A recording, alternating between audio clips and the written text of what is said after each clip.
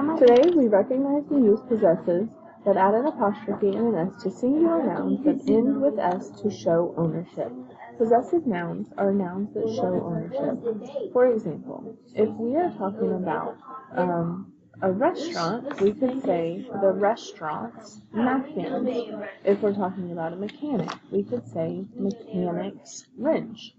In every single one of these, because they're singular, we are going to add an apostrophe S after our noun, and then we will continue it with what they are owning. So today, in your assignment, you are going to scroll down to possessive forms. You are going to open that document, and you are going to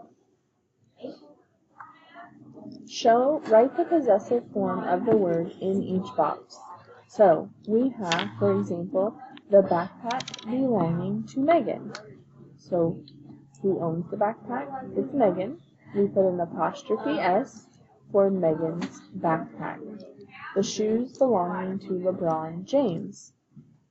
LeBron James owns the shoes, so we will put LeBron James, apostrophe S, and he owns shoes. LeBron James's shoes. You will continue to do that for the rest of the words. Submit when finished.